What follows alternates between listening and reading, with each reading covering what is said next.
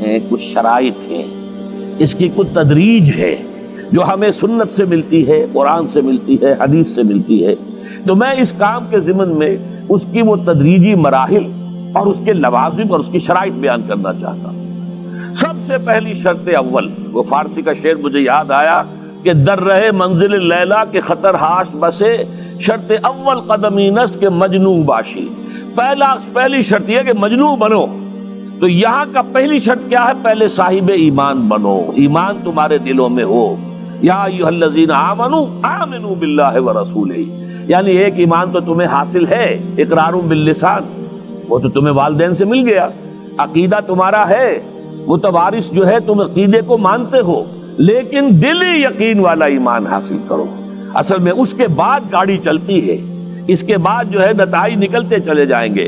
لیکن اگر وہاں ایمان کی کمزوری ہے تب اوپر سے کوششیں کریں گے، نتیجہ نہیں نکلے گا، آگے ہم بڑھ نہیں سکیں گے، ہمارے جو جد و جہد ہے وہ کامیابی سے ہمکنار نہیں ہوگی۔ اس جیسے ہی ہے جیسے ہم درخت لگانا چاہ رہے ہیں جس کی جڑ ہی نہیں ہے۔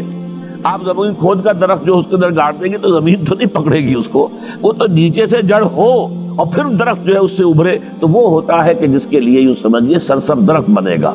اس حوالے سے سب سے پہلا قدم کیا ہے؟ ہم اپنے گریبانوں میں جھانکیں، اپنے دلوں کو ٹٹولیں، وہ یقین والا ایمان ہے یا نہیں؟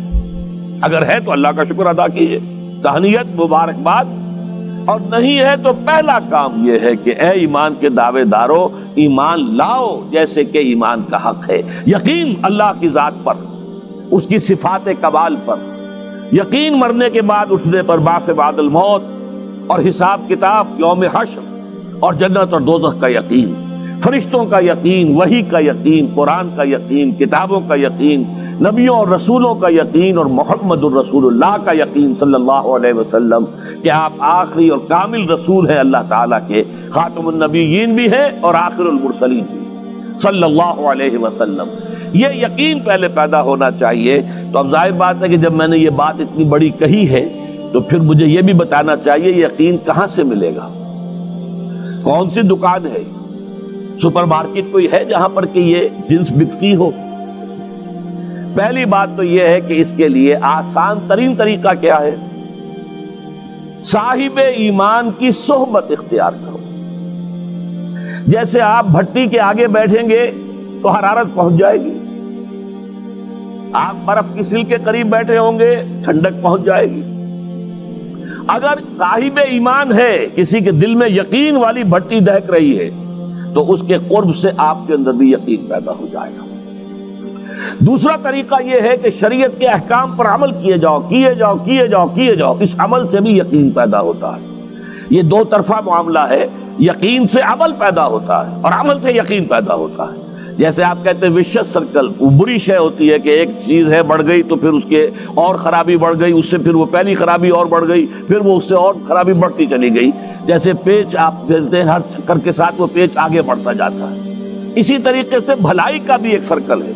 ایک نیکی آپ کریں گے آپ میں ایمان پیدا ہوگا، اب آپ زیادہ نیکی کریں گے تو اب اور زیادہ ایمان پیدا ہوگا، تو یہ دو طرفہ سرکل ہے۔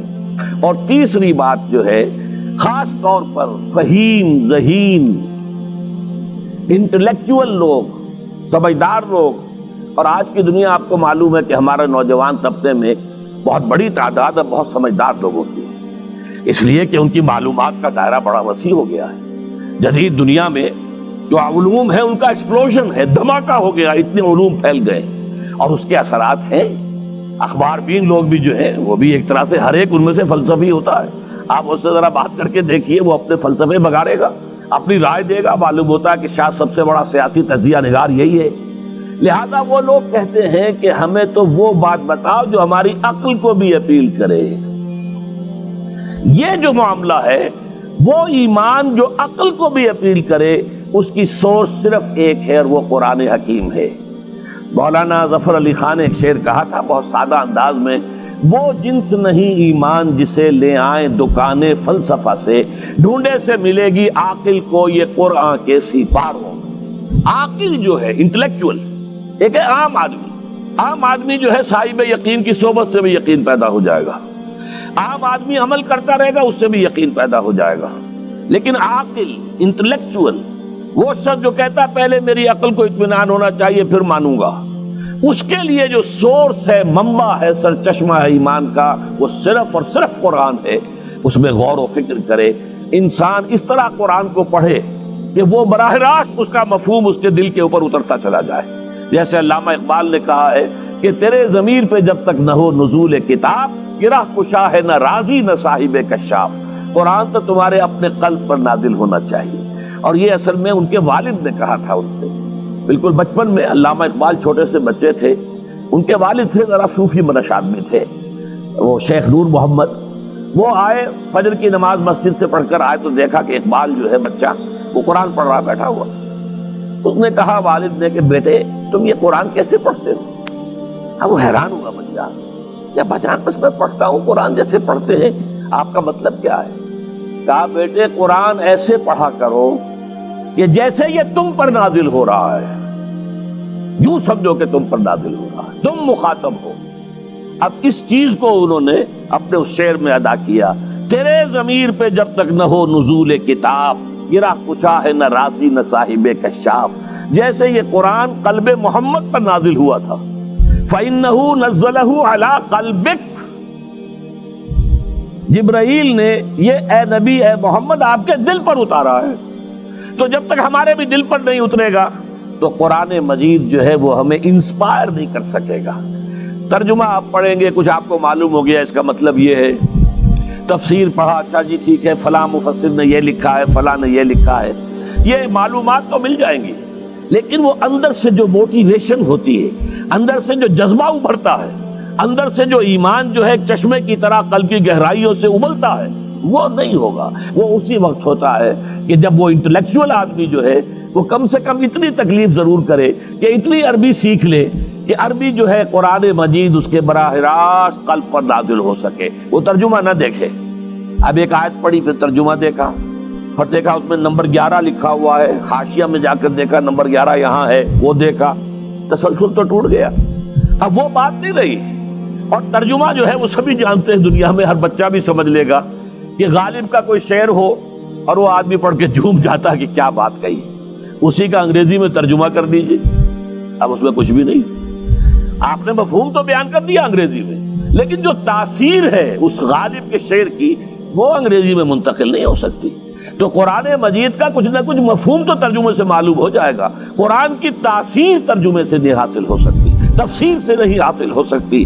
اسی لیے دو سب سے بڑی تفسیروں کا ذکر علامہ اقبال نے کیا ہے کہ گرہ کشا ہے نہ راضی، نہ امام راضی کی تفسیر کبیر سے تمہیں فائدہ ہوگا اور نہ امام زمخشری کی کشاف سے ہوگا، جب تک کہ تمہارے اپنے دل پر قرآن نہ اترے۔ اور اس کے لیے لازم ہے کم سے کم یہ کہ اتنی عربی انسان سیکھ لے کہ بیریئر نہ ہو ٹرانسلیشن کا، کوئی پردہ حائل نہ ہو درمیان میں، تسلسل نہ ٹوٹے، آپ براہ راست پڑھ رہے ہیں اور براہ راست اس کا مفہوم آپ کے قلب پر نازل ہو رہا ہے۔ تو پہلا سٹیپ جو میں نے ان 3 آیتوں پر اضافی آیت سورہ نساء کی آپ کے سامنے رکھی، ہم میں سے ہر شخص کا پہلا کام یہ ہے کہ وہ یقین والا ایمان حاصل کرے۔